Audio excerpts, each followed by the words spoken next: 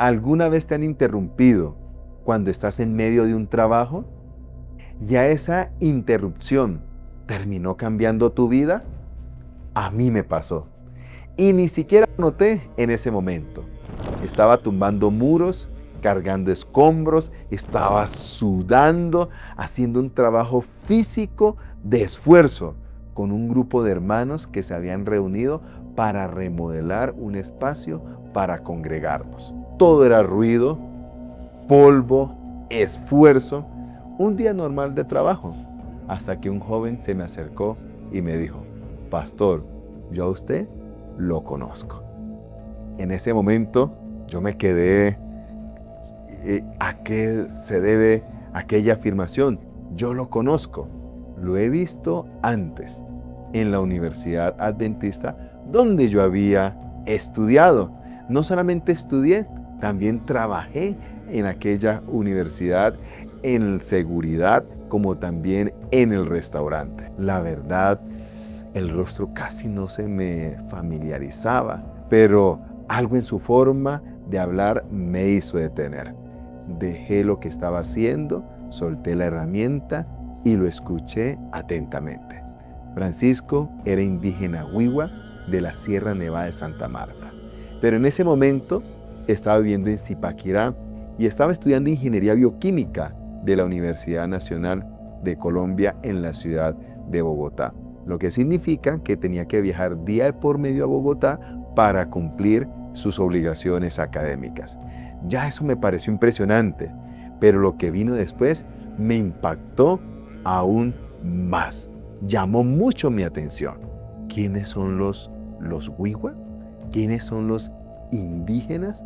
Para entender lo que Francisco me estaba pidiendo, primero necesito contarte quiénes son los indígenas de la etnia Wiwa de la Sierra Nevada de Santa Marta, porque no estamos hablando de cualquier comunidad. Los Wiwas son uno de los 4 pueblos indígenas que habitan la Sierra Nevada de Santa Marta, hacia el norte de Colombia. Junto a ellos están otras familias indígenas, los Cowi, los Arhuacos, los Cancuamos y los Wiwa. Esos 4 pueblos distintos, pero unidos por algo en común. Todos consideran la Sierra Nevada que es el corazón del mundo. No lo dicen de manera metafórica, lo creen apasionadamente, lo creen profundamente. Para ellos, lo que pasa en ese territorio afecta el equilibrio de toda la vida en el planeta. Ellos son los guardianes y esa responsabilidad define lo que son. Su forma de vivir está completamente conectada con la naturaleza, con las fuentes de agua, con las rocas, con los animales, con los árboles, con los cultivos. Nada es solo naturaleza, todo tiene un significado espiritual, todo comunica algo. Tienen una figura central en su comunidad y aquella figura central en su comunidad se llama Mamo. El Mamo no es simplemente un líder religioso, es aquella persona que es una guía espiritual, es el médico ancestral, es el consejero, el que interpreta las señales de la naturaleza y toma decisiones importantes para todo su círculo de comunidad. La palabra tiene un peso enorme. Cuando el Mamo habla, las personas escuchan. Su espiritualidad no está separada de su vida cotidiana. No es algo que practican los domingos o en ciertos días especiales o en ciertas ceremonias especiales. No, está en todo. Es cómo siembran, cómo se alimentan, cómo se relacionan entre ellos, cómo entienden las enfermedades, aún en cómo celebran el nacimiento de un nuevo hijo o hija. Tienen rituales que llevan siglos repitiéndolos. Uno de los más conocidos es el mambear o poporear. ¿Qué es mambear o poporear? Es tomar un pequeño calabazo de un árbol. Aquellos hombres wiwas cargan consigo en sus mochilas un calabazo donde hay cal y con un palito lo mezclan con hoja de coca. Comienzan a meterlo a su boca, a masticar. Esta acción se llama mambear. No es un vicio, ni una costumbre casual. Para ellos es un acto sagrado, es meditación, es conexión con lo espiritual. Esa parte de su identidad como hombres adultos dentro de la comunidad. Y su idioma, el dámana, es mucho más que un idioma. Es la forma en que entienden y nombran el mundo. Hay cosas en dámana que tienen un significado que simplemente no existen en español. Esta es una comunidad que se resistió por siglos ante la presión externa, ante la colonización, la violencia, intentos de borrar su cultura, y siguen ahí perseverando con sus tradiciones intactas, con su identidad viva. ¿Por qué te cuento todo esto? Porque cuando Francisco me dijo que quería que su familia conociese su fe, este servidor necesitaba entender el peso real de lo que eso significaba. No era convencer a una familia de cambiar de iglesia, era hablarle de algo completamente nuevo a personas cuya espiritualidad está cosida e impregnada en su identidad y su historia y su forma de ver cada amanecer en aquellos paisajismos. Era entrar en uno de los mundos más cerrados y más profundos de Colombia, con un mensaje que venía de afuera. Ahora vamos a analizar la historia de Francisco Gil, cómo él me aborda, cómo sé ese pasado que tenía Francisco. Y Francisco lo sabía mejor que nadie, pero eso me contó de su historia, desde principio a fin, de cómo él cuando era niño, una familia lo recibió en su propia casa como si fuera su propio hijo. Le brindaron techo, cariño, amor, alimento, le brindaron esa simpatía familiar y también le presentaron una fe que le marcó su corazón para siempre.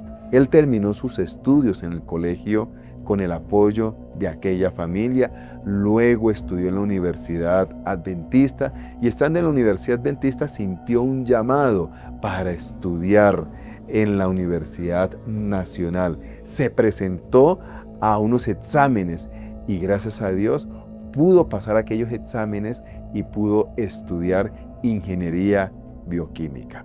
Un joven indígena de la Sierra Nevada de Santa Marta, estudiando ingeniería bioquímica en Bogotá, viviendo en Zipaquirá, siendo recibido por otra familia que lo acogió como su propio sobrino.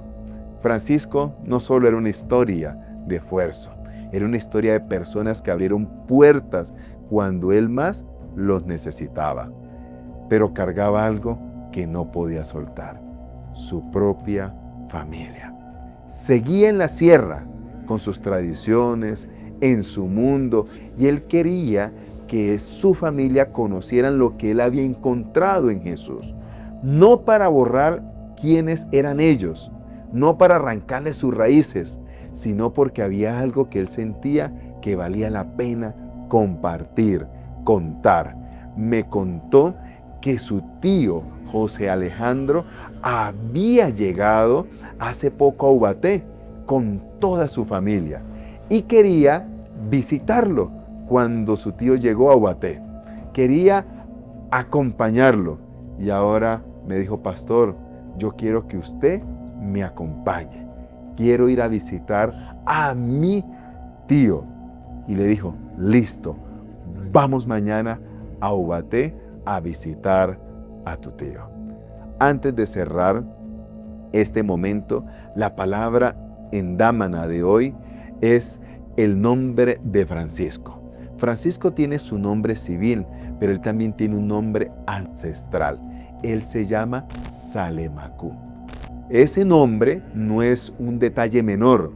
Entre la comunidad Wiwa, el nombre que le dan en su lengua ancestral lleva su propia identidad, una historia a la cual pertenece.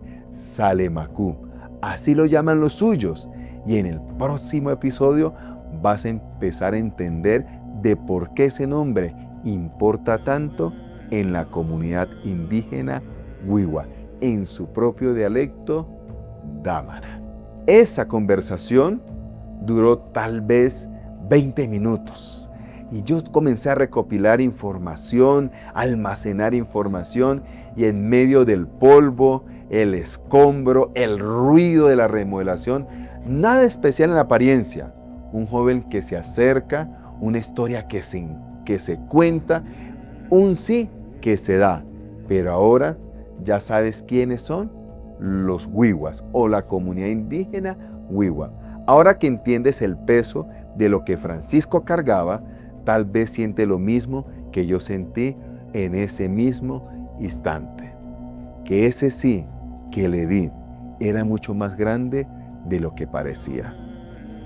A veces Dios pone en tu camino a una persona que lleva una carga que tú no ves a primera vista y sin saberlo te convierte en parte de su historia.